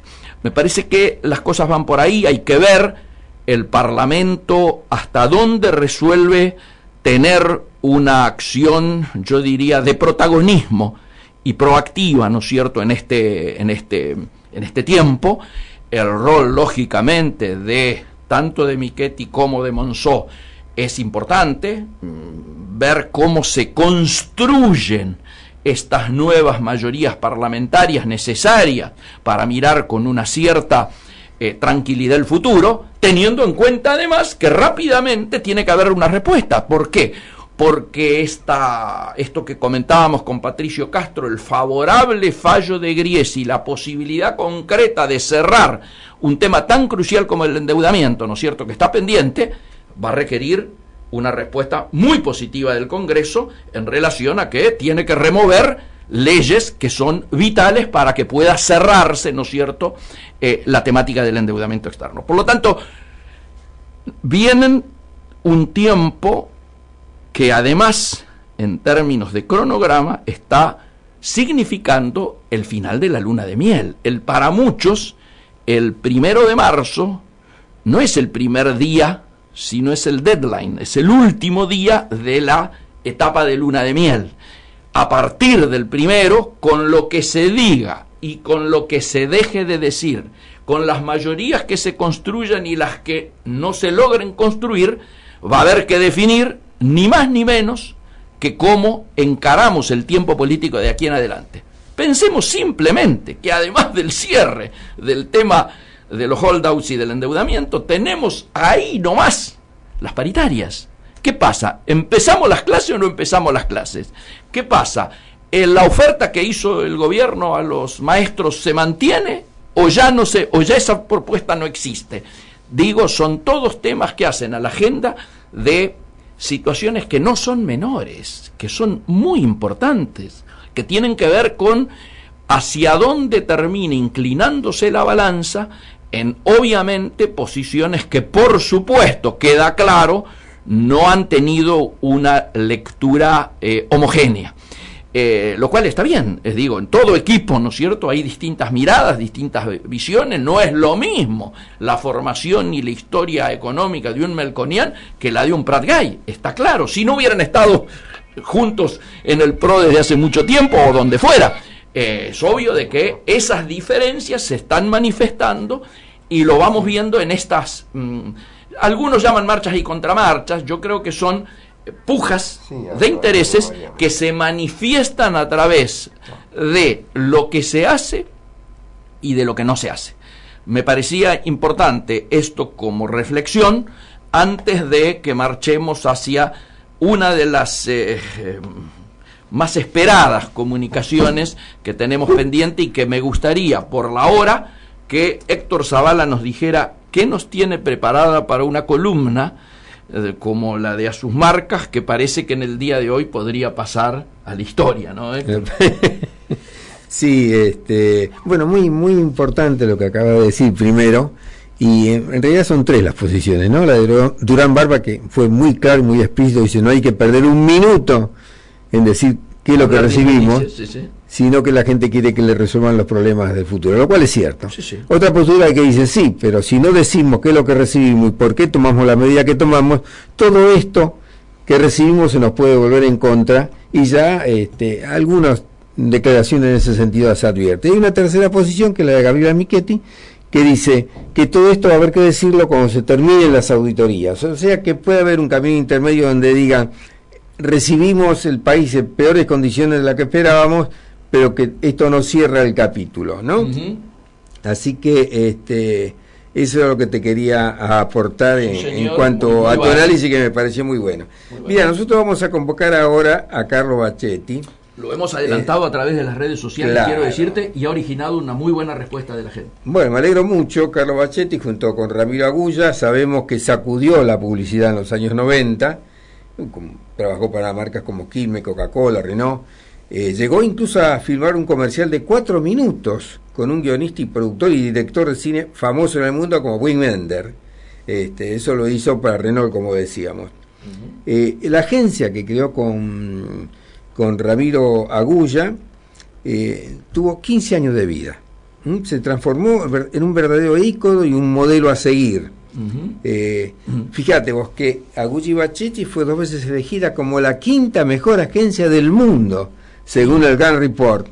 Y tenemos en cuenta el volumen con que se maneja Argentina en materia de publicidad, el salto es exponencial, ¿no? Impresionante. Y llegó a estar un año entre las 3 mejores agencias del mundo. Mirá qué importante. Obtuvo esa agencia 170 premios nacionales e internacionales. Fue la única agencia de publicidad ganadora del premio Mercurio a la excelencia en marketing. No hay otra en el país. y la única agencia en el top 10 de empresas admiradas y deseadas según el ranking que lleva el diario Clarín. Luego, esa agencia, como sabemos, se vendió al grupo Interpublic, a Frank Lowe. Yo estuve en Londres cuando se hizo la operación, y a partir de allí siguieron juntos, pero hasta que el tema político un poco lo separó. Esa es mi opinión, porque Bachetti se dedicó a crear otra agencia que se llamó El Cielo y el Infierno, para producir, además de comerciales, programas de televisión para Cartoon Network, para toda América, y series de TV como Mosca y Smith para Telefe, que alcanzó un récord promedio de 28 puntos de rating, lo cual ahora sería muy envidiable. También trabajaron en Chile, para muchas firmas importantes como Entel, El Mercurio, Falabella. En el 2007 empezó a trabajar Bachetti con Digner, Movistar de España, Banco Ciudad y demás, y en el 14, junto con Darío Strasnoy, abrieron la agencia Carlos y Darío, que hoy tiene tres sedes, ¿no? 3 sedes, Buenos Aires, Miami y México. Sí, señor. Acaban de contratar a los 2 mejores creativos del momento, a mi juicio, que son Luis Sanchezini y Carmelo Mazzelli, como directores generales creativos. ¿Quiénes son estos muchachos? Estos muchachos ya lo comentamos. Hicieron la famosa campaña de seguridad para Samsung, en el cual aparecen los camiones con una pantalla gigante en la parte trasera, que a los conductores en la ruta le va indicando si puede hacer el sobrepaso o no y cómo está la ruta. Esta acción fue la más premiada de Latinoamérica, ¿no? Bueno, ahora con respecto a Darío Strasnoy, fíjate que dupla, ¿no? Estábamos hablando de Bachetti, y fíjate la dimensión creativa que tiene, y Strasnoy es un ejecutivo y un empresario de primer nivel, ¿no? Fíjate que está considerado entre los 100 empresarios de mayor prestigio en el país. Esa dupla de Carlos Bachetti y Darío Strasnoy tienen actualmente la agencia que se llama Carlos y Darío, que son los primeros nombres de ellos, ¿no? Claro. Y ahora vamos a intentar una comunicación telefónica en minutos más, para que él nos cuente cómo ven el panorama publicitario. Podríamos también abundar sobre otros temas, como puede ser el tema del plagio. Vos sabés que acaba de salir un fallo en España donde 3 creativos son condenados a prisión y a pagar multas por plagio. No. Sí, señor. Plagio publicitario. Plagio publicitario. Condena efectiva de 3 meses, ¿eh? ¿Sabés por qué? Sí, el asunto fue así. Esta agencia convoca a un fotógrafo y le dice: este trabajo no lo pagamos, es para hacer un pitch, es una presentación de la agencia cuando se presentan en concurso de la agencia. Pero si ganamos, vos vas a ser el fotógrafo oficial. Ganan el pitch con esa fotografía, no solo no lo contratan, sino que además contratan a otro fotógrafo y le dicen que haga las mismas fotografías con la cual habían ganado la cuenta. Eso llevó varios años el juicio y ahora salió la sanción. El tema de... Espérame, ¿el juicio que lo hizo? ¿El fotógrafo desplazado? Claro, lo gana, el fotógrafo lo gana. Te voy a dar, ya que te interesó el tema, te lo profundizo. Los 3 son socios fundadores de la agencia BTOB Marketing de Madrid. Deberán cumplir 6 meses de prisión efectiva y pagar una multa de 90.000 euros. ¿A quién? A Paco Peregrina, el fotógrafo que inició la demanda en el 2009. Y es como yo te decía, ¿no? Intervino el estudio de abogados, se discutió, se juntaron pruebas, se estableció la cosa, y finalmente la agencia Porta, que es la que corresponde a este tema, no, este es otro caso. Los 3 creativos se presentaron en tribunales, reconocieron el error, reconocieron todo, y el fotógrafo va a ser indemnizado. En materia de plagio tenemos otro caso, la agencia chilena Porta, que te mencioné, que fue acusada de plagio por competidores y distintos usuarios de redes sociales, ¿no? ¿Por qué? el cliente era Falabella y habían hecho una copia exacta y que hace sin disimulo de un spot realizado por otra agencia para Cadillac en julio del 2011. Se descubrió el plagio, entonces la agencia Porta emitió ahora un comunicado en Facebook pidiendo disculpas a su cliente, asumiendo el plagio y prometiendo la revisión de los procesos para encontrar causales. El tema del plagio, hay un plagio consciente y un plagio inconsciente. Claro. Porque muchas veces hay cosas que quedan en la memoria por asociación y demás. Yo recuerdo que aquí en la Argentina ha sido un caso que debe de haber sido único. De casualidad, en una tanda se estrenan 2 comerciales, uno detrás del otro, y los 2 tenían el mismo concepto. Una mamá embarazada donde el bebé hablaba y recomendaba. Fue una gran sorpresa, las agencias se comunicaron entre sí, se cruzaron pautas pues ya estaban, la campaña ya los avisó hecho, ninguno de los dos sabía cómo estaba hecho, se cruzaron pautas para que no pasara eso nuevamente, que cada uno hiciera publicidad de forma separada. ¿Bajaron esa campaña? No, la mantuvieron separada, así se aseguraban, cruzándose las pautas, que en la misma tanda no iban a estar los 2 avisos. Era muy evidente el recurso y era una cosa que pasa. Obviamente la agencia no tenía nada que ver. Ninguna de las dos, siguen siendo amigas. Se dio la casualidad que el recurso surgió. En materia de creatividad es bastante frecuente que al mismo tiempo en distintos lugares, bueno, como los inventos, ¿no? Son casi simultáneos. Algo pasa que no sé y no está estudiado que se logra esa situación. Es así, es así. A mí me impresiona porque yo estoy escuchando este tema del plagio. Ahora es el tercer elemento que vos traes. Esta semana 2 veces y obviamente en campos absolutamente distintos. Uno, creo que le han hecho una denuncia porque el tema del Mundial de Brasil habría sido plagiado. Claro, y una tercera es un directivo en la Facultad de Ingeniería que también al presentar trabajos en relación a tesis, etcétera y demás, habrían utilizado cosas de otros laboratorios, viste, qué sé yo, sin mencionar fuentes y demás. Pero bueno, te cuento algo más, porque esto tiene que ver también con el derecho.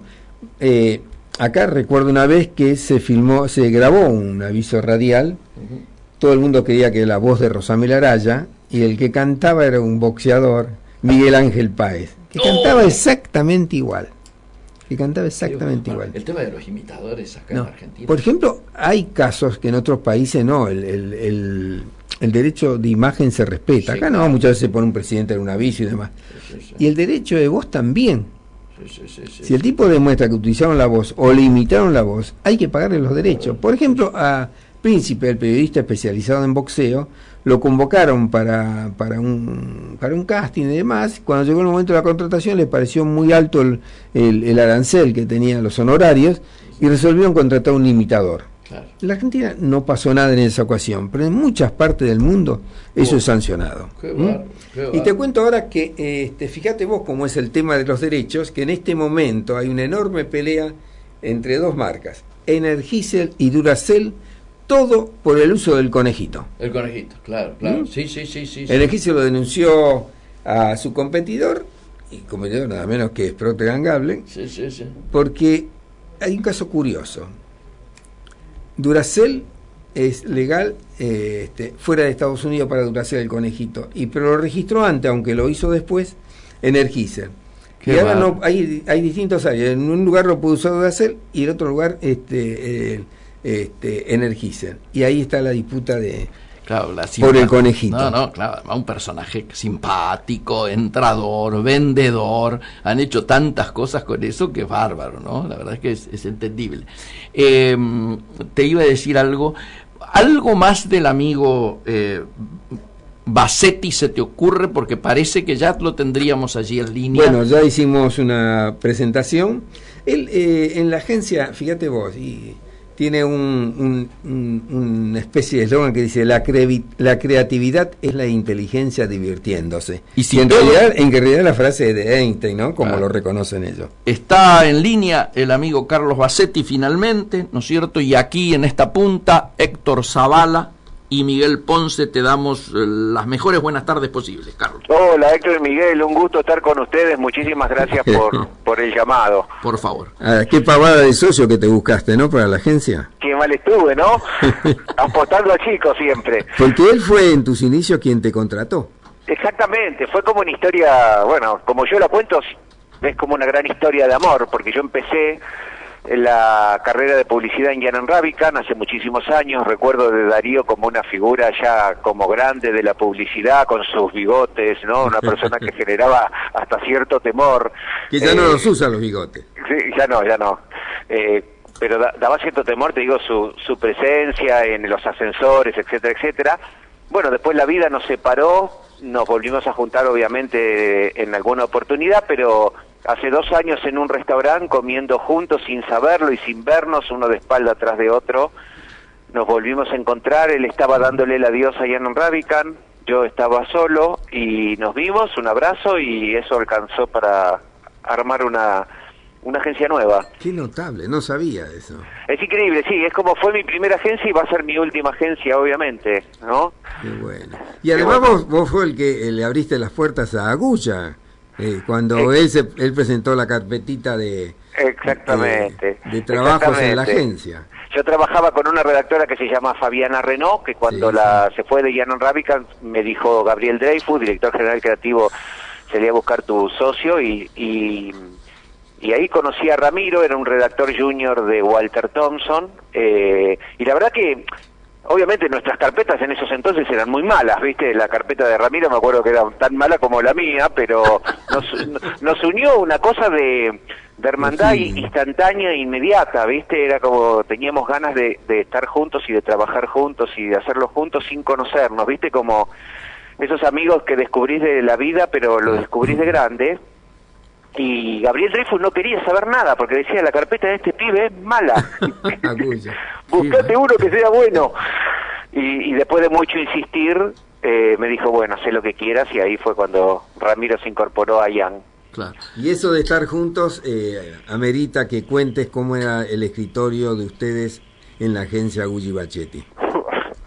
Teníamos un escritorio diseñado para estar juntos, porque pasábamos muchas horas juntos trabajando, entonces era, imagínense, como un hongo, donde como si fuera el Batimóvil, donde de un lado estaba Ramiro, del otro lado estaba yo, y teníamos como una trompa redonda delante donde recibíamos a todo el mundo y escuchábamos las ideas, y cuando todos se iban nosotros girábamos en nuestras sillas y quedábamos enfrentados para hablar de publicidad y de avisos.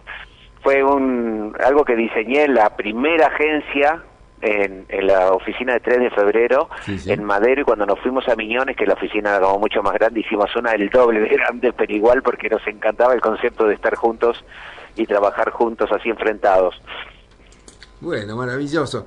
Y hablando también de recuerdos, esa agencia se la vendieron a nada menos que Interpublic, y yo recuerdo cuando firmaron el contrato en Londres con Frank Lowe, a quienes un poco en broma y un poco en serio le decían que además del contrato, por fuera del contrato, querían un Jaguar cada uno de ustedes.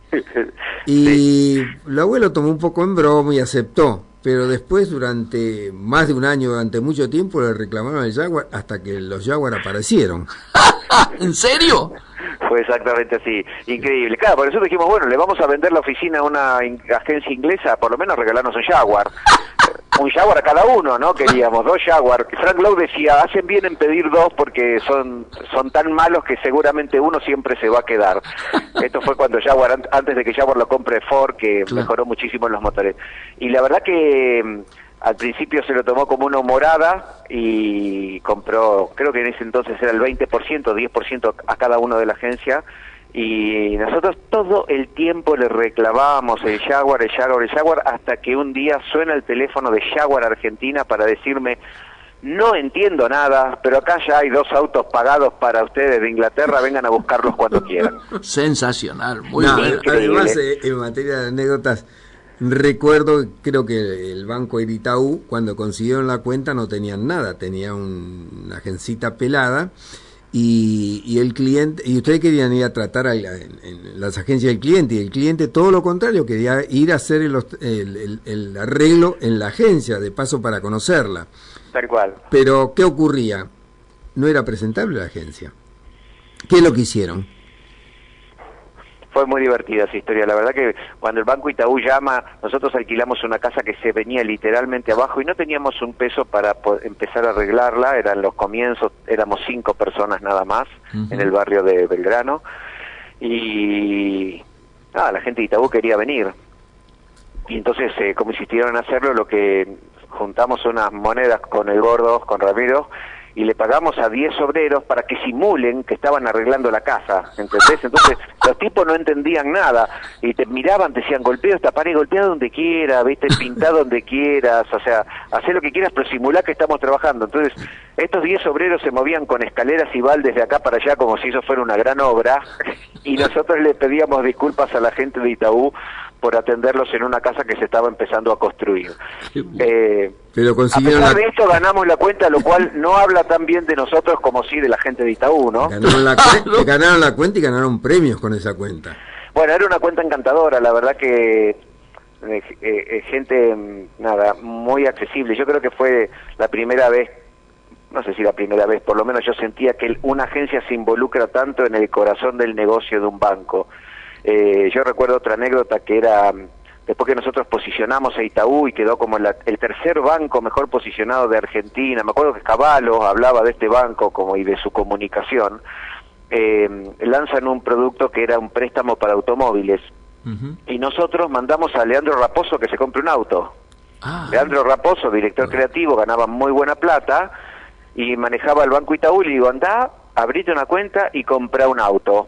Y Raposo fue a Itaú a comprar un auto y no lo pudo hacer por la complejidad que tenía el sistema, y todo eso nosotros lo registramos, lo llamamos a la gente del Itaú y le dijimos, mirá, si Raposo no se puede comprar un auto, no se lo puede comprar nadie. Y suspendieron el producto hasta poder diseñarlo de manera correcta y que fuese accesible para todo el mundo. Digo, esa era la relación que nosotros teníamos con el Itaú. Logramos que atiendan 1 hora más que los otros bancos, en vez de cerrar a las 3 cerraban a las 4. Logramos que pongan intereses sobre caja de ahorro y cuenta corriente. Logramos que pongan 3 o 4 cajeros automáticos por banco cuando entonces había uno solo. Es decir, era una lista de propuestas que la agencia le hacía al banco para atender mejor a la gente y que el banco respondía, ¿no? Qué bueno, qué bueno. Sí. Muy gratificante esto que contás y muy importante el aporte que ustedes le hicieron, ¿no es cierto?, al cliente ahí, ¿no? Bueno, que eso es, me parece que ahí es donde funciona la comunicación, es decir, uno no está aislado de lo que los clientes son, y si realmente podés entender la problemática. A nosotros nos pasó, por ejemplo, cuando nos llama el supermercado Jumbo para un concurso y nos dicen, mire, nosotros somos un poco más caros que el resto, pero la gente cree que somos mucho más caros que el resto. Entonces necesito que hagan una campaña para bajar esa percepción en la gente, porque somos un poquito más caros que los otros supermercados, pero no tanto como la gente se imagina. Qué bueno. Lo que hizo la agencia entonces fue mandar a todos los creativos, todos, absolutamente todos, a hacer las compras al supermercado, y fueron a hacer la canasta familiar prácticamente a todos. Fueron a Jumbo, fueron a Carrefour, fueron a Disco, y un día nos juntamos en la mesa de la agencia, de esa famosa oficina de 3 de febrero, y pusimos todos los tickets y descubrimos que el supermercado Jumbo era realmente mucho más caro que el resto. Contrariamente a como nos decían, la verdad era que la percepción de la gente era la verdad. Y que el supermercado era más caro. Lo que sí descubrimos yendo a los supermercados es que tenían góndolas más limpias, productos importados, aceptaban tarjetas que otros no aceptaban, había unos chicos que te llevaban las bolsas hasta el auto, o sea, te daban mucho servicio. Los carritos funcionaban y eran nuevos. Exacto, y entonces lo que hicimos es, no digamos que somos baratos, digamos que tenemos todos estos servicios porque a la gente le gusta recibir todos esos servicios. Hicimos una famosa campaña que funcionó muy bien, pero digo, es un poco la manera en que la agencia tenía de relacionarse con los clientes, ¿viste? No era que éramos inspiradores de ducha, ¿viste? Que se nos ocurren ideas. En realidad íbamos a la calle a descubrir qué le pasaba a la gente con los productos, ¿no? En cualquier momento los llaman del INDEC, ¿no?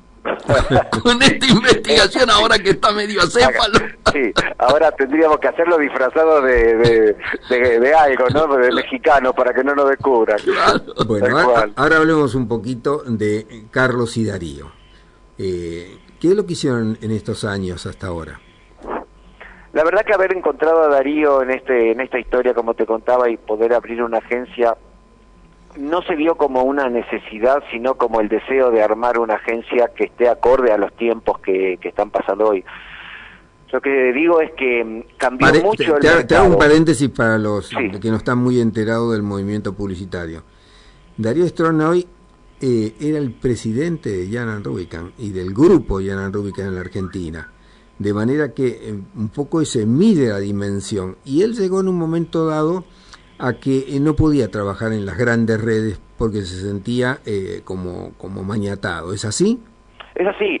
La verdad que él tuvo como un enfrentamiento con las redes porque sentía, y esto todo el mundo lo sabe, las redes son en algún punto algo que frena la velocidad de las decisiones de las agencias locales. Claro. Que necesitan hoy, sobre todo hoy, estar como mucho más despiertas y más rápidas, porque la vida sucede a una velocidad muy vertiginosa y porque las redes sociales hacen que los clientes y la comunicación con sus anunciantes sea instantánea e inmediata. Entonces, Darío se va de la Jan Rubicam, del grupo Jan Rubicam, porque no solamente fundó la agencia, sino que fundó un grupo de 8 o 9 compañías distintas. Eso, entre ellas Gunderman, que está... Exactamente, entre ellas Gunderman, que casi tenía la misma facturación que Jan.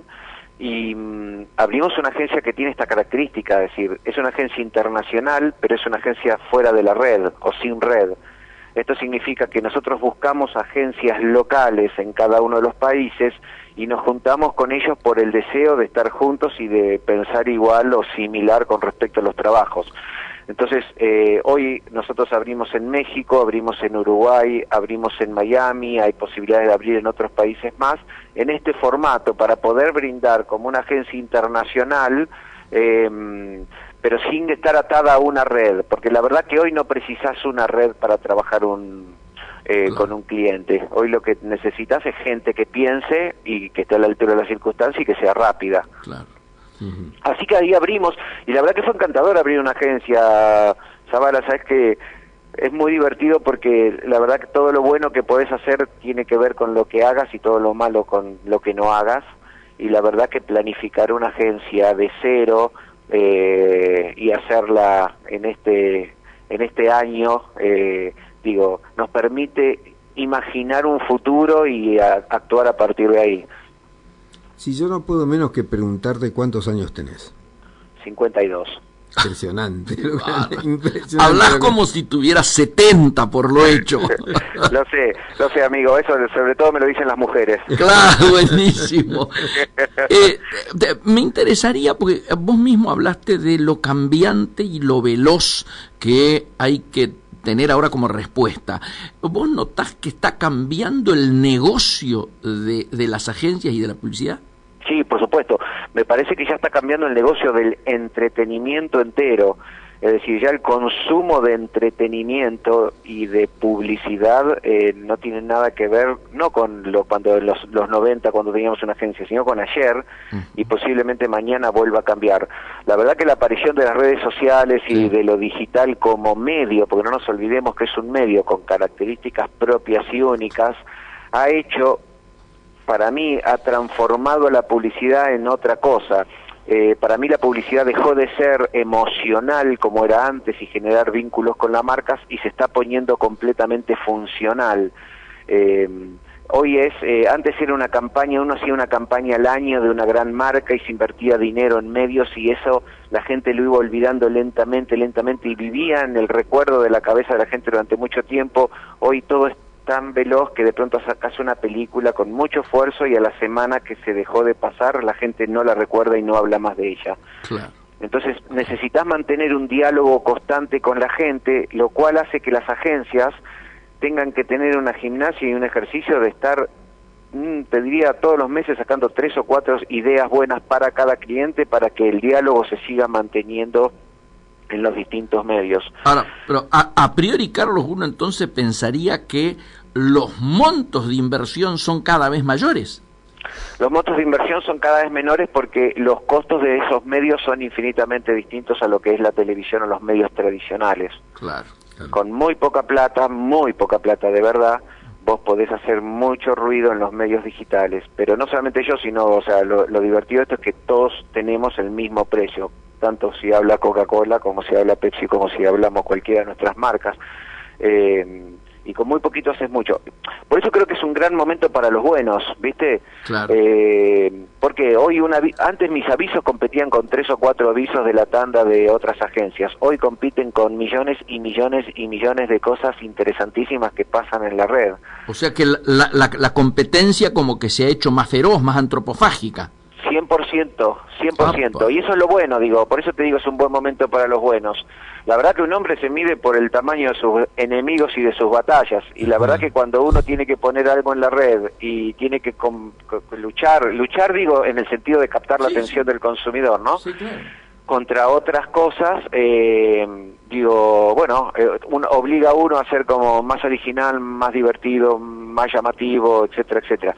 Igual también me pasan cosas raras con esto, porque cuando, qué sé yo, vos ves los videos que más views tienen en YouTube, no sé, más de 100 millones de views, 200 millones de views o lo que sea, hay muchas cosas que me parecen que son muy malas. Así es.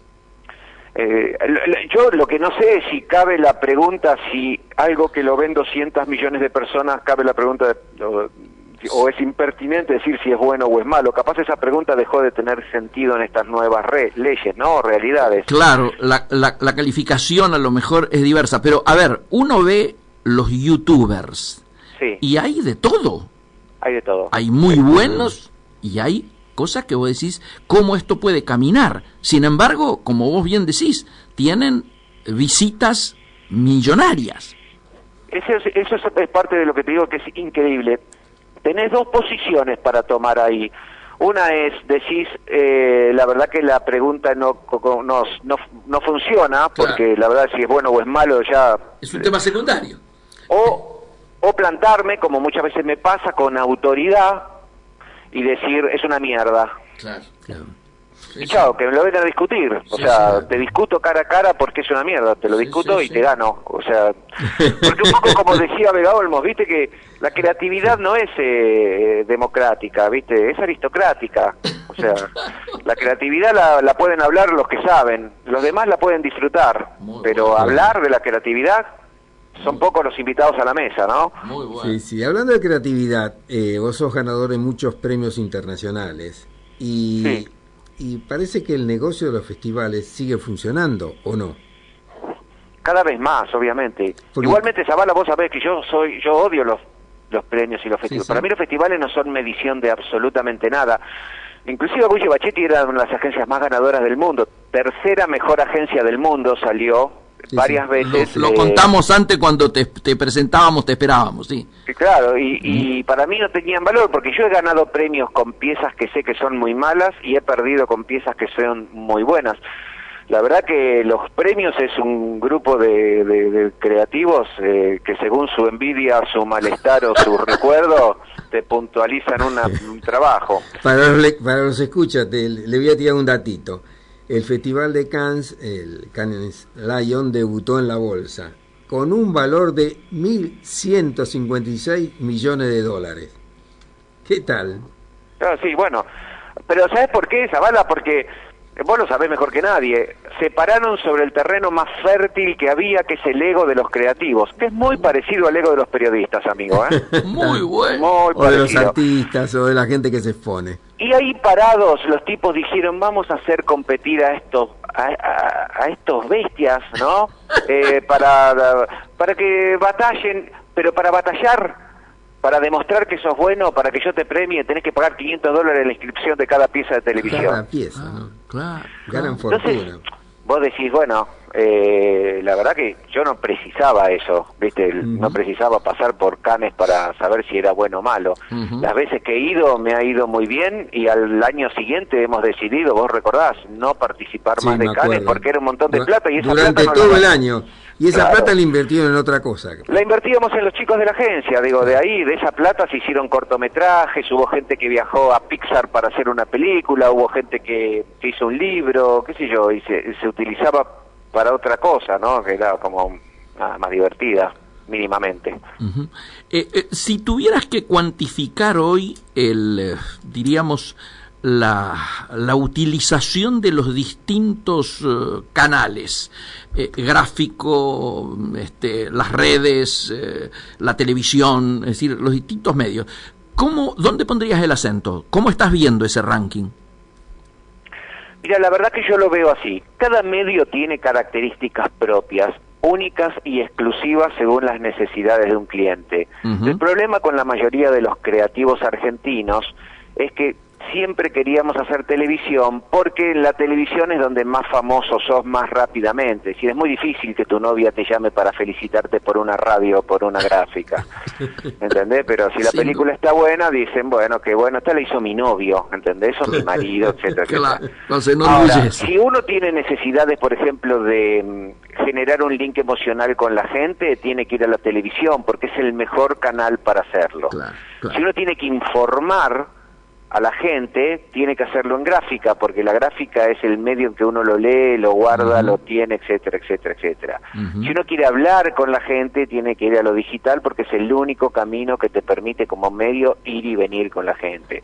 Si uno quiere hacer famosa una marca, tiene que ponerla en la calle a través de la vía pública, ¿entendés? Y la verdad es que si vos me preguntás en cuestión de gusto cómo cuantifico los medios, mi medio favorito siempre ha sido la gráfica. Tu medio ha sido la gráfica, correcto. Y sí, porque la verdad que cuando vos ves una doble página en una revista y es una idea, es como una piña en la cara inolvidable, ¿no? Digo, que necesitas más creatividad, más síntesis, nada, tiene que ver con el arte, con la fotografía, digo, mi medio siempre fue como la gráfica. Carlos, estamos llegando al final del programa y te voy a hacer dos preguntas que ameritan dos respuestas cortitas por exigencia del tiempo. La primera, hablaba de medio y creatividad.